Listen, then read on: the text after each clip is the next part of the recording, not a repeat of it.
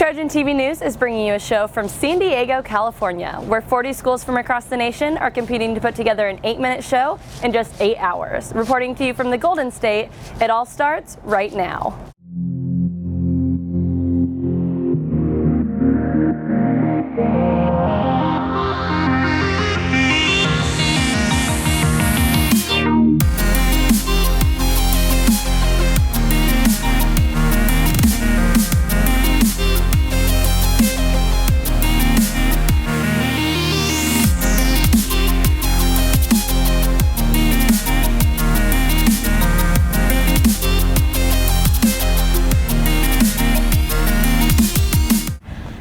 Welcome to a special edition of Trojan TV News. I'm Jordan Elder. And I'm Kara Strickland. The sun is shining, the breeze is blowing, and the rich history of San Diego can be seen and heard all around, especially in the marina. Haley and Kara caught up with the men who are behind a century-old tradition here in San Diego that is still afloat. I'm standing here on the 5th Avenue landing, where only a fence divides me and 100 years worth of San Diego's history. Yeah, we're 100 years old this year, and we have been basically sailing the San Diego Bay. Not me personally, of course, I'm too young. The company has been in business, it's family business since 1915. My grandfather works for the company. He's been here for 20 years. The owners of Flaggate have helped to revamp the city of San Diego. We don't usually see the owners because they own actually a lot of companies here in San Diego. They're very well-to-do. It's not just companies they own, though. It's also a form of transportation for most locals. We own multiple boats, 7 of them. We have Spirit of San Diego, which is our day boat, Silvergate, which is our ferry boat to Coronado. We have another ferry boat on Broadway, which is called the Cabrillo. Quiet Heart, which can be chartered out, California Spirit, which can also be chartered out, California Princess for a smaller charter. You can see rich history while floating on history itself. I'm here and never leave, because why would you?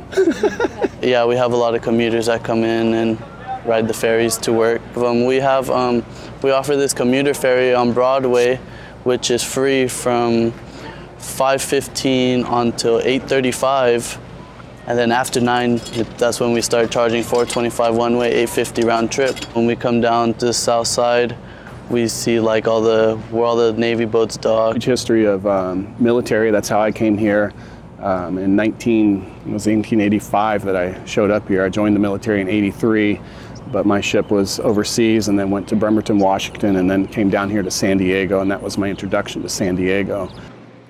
And it's the military that brought Gio here, but it's the history of San Diego that made him stay. Along with Kara Strickland, I'm Haley Ridenauer for Trojan TV News.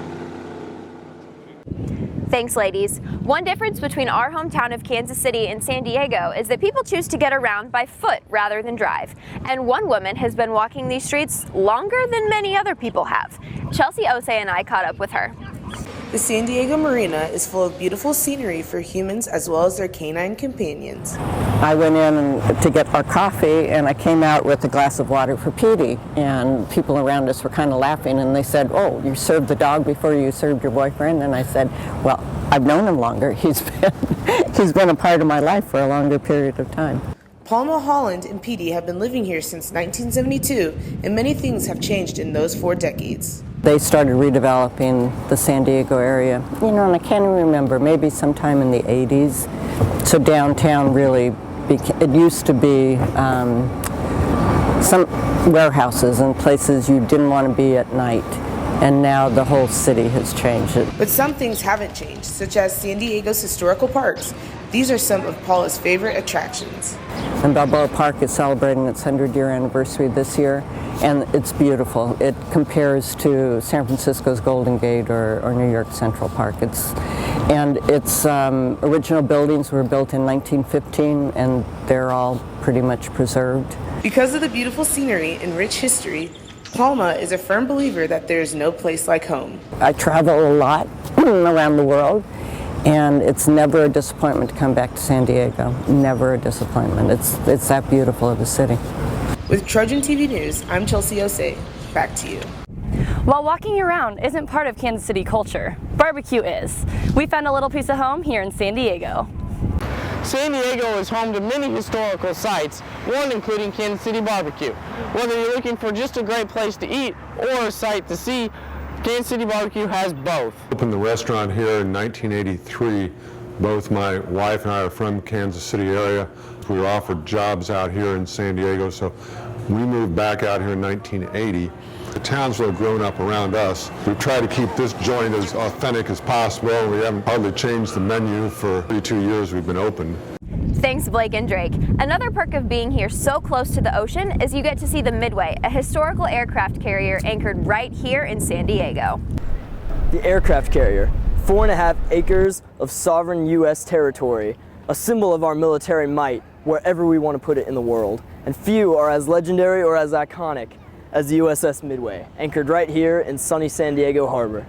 Well, back when the ship was decommissioned, the folks in San Diego, a bunch of civic folks that wanted to get something down here that people could live the adventure of being on a carrier and honor the legend of the naval service. And so they looked around at what ships were available, and Midway seemed to strike a chord because it was such a legendary ship. The USS Midway has a legendary service record, entering active duty a week after the end of World War II. It was commissioned 1 week after the Japanese surrendered in September of 1945. It is perhaps most famous for its service in Vietnam, but it also saw extensive action in both Gulf Wars. The admiral on this carrier was in charge of all the strike forces in the Persian Gulf for the first Gulf War. In fact, it was the largest armada of Allied naval forces since World War II were in the Persian Gulf for the first Gulf War. It takes more than just manpower to win a war. Without massive machines, it would be impossible to move the Midway. There were 4 engines, turbine engines on the ship, each of those engines developing 53,000 horsepower for a total of 212,000 horsepower that would propel the ship in excess of 33 knots, or almost 40 miles an hour. To feed these colossal engines, as well as the fighting men aboard, the Midway had to resupply very frequently. In fact, the Midway went through 11,000 eggs a day.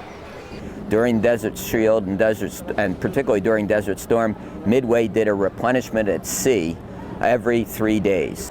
The aircraft carrier was born to defend us at home or abroad. Now asleep in our harbor, the Midway will still watch over us. I'm TJ Barker reporting for Trojan TV News with Hannah Erickson. San Diego is not only a gorgeous city, but a city that has kept touch with its roots. That's right, and its history is showcased everywhere you look. Thank you for tuning into this special edition of Trojan TV News. I'm Jordan Elder. And I'm Kara Strickland. Have a great day.